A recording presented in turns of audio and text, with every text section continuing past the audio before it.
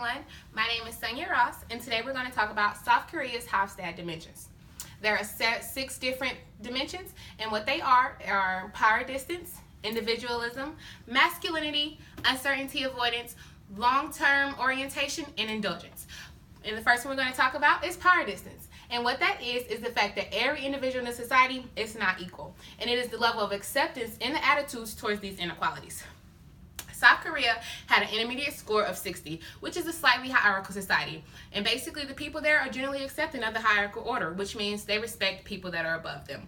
The bosses are the decision makers, and the subordinates are expected to follow. It is looked down upon to disagree with your boss or try to come up with a different solution than what your boss said. Whatever the boss says, that's what you go with. The decision making is centralized, and the people show high respect for authority. The next one we're going to talk about is individualism, and that is whether the society is individualistic, which means basically every man is for himself, or if the society is collectivistic, which means they work as a group to help one another out. South Korea had a score of 18, which makes them a collectivistic society. They are very family oriented. Their loyalty is towards their family and others that they have strong relationships with. They would rather work in groups than work alone, which they feel they have better outcomes when they work together than just working by themselves. And decisions are usually made together versus just one's will. And an example of that is if a young person was on their way to college, instead of choosing a college on their own preferences, they would come together with their family and they would make the decision as one. The next one that we have is masculinity. And the difference between that is a high score, which will make the society masculine, and a low score, which will make it feminine. Being masculine indicates that the society is driven by competition, achievement, and success, versus being feminine, which indicates the society is caring for others and the quality of life. South Korea scored a 39 in this dimension, making it a feminine society. They focus on working in order to live versus standing out in the crowd trying to be the best. The managers strive for consensus, solidarity, and quality in the working lives. Conflicts are resolved by compromise and negotiation. There aren't any high egos or a lot of competition going on in the workplace. Everyone's just trying to work together and live in peace.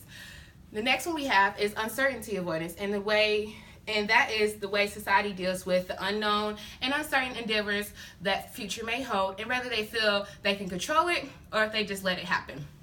South Korea scored an 85 in this dimension, making them one of the most uncertainty-avoiding countries in the world. They are a very high structured country. People work hard and are very punctual and precise.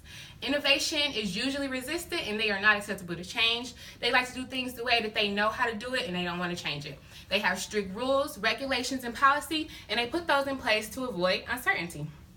Next we have long-term orientation, and the difference between that is a normative society, which would be a low score, and a pragmatic society, which would be a high score.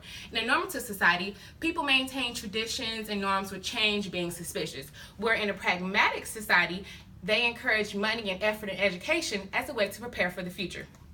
South Korea had a score of 100, which makes them one of the most pragmatic, long-term oriented societies. People live their lives guided by virtues and practical good examples. In the business, they prefer steady growth of market share rather than a quarterly profit. And what that means is they're more concerned with the company's many generations to come rather than making money every quarter. The next one we have is indulgence, and that is how people try to control their desire and impulse based on the way that they were raised. If they have a relatively weak control, you are considered indulgent, versus having a strong control, they are considered restrained. And scoring at 29, South Korea is considered a restrained society. They feel their actions are restrained by society norms and not by how they were raised. They are motivated by self-interest, and they do not emphasize on free time, and they do not indulge on themselves. Now, to wrap everything up, South Korea respects power distance. It is a collectivistic society and is a feminine society. South Korea is one of the most uncertainty-avoiding countries in the world, and it is one of the most pragmatic, long-term oriented societies. South Korea is also a restrained society. Okay, that's all about we have for the Hofstede dimensions about South Korea. My name is Sonia Ross, and thank you for listening.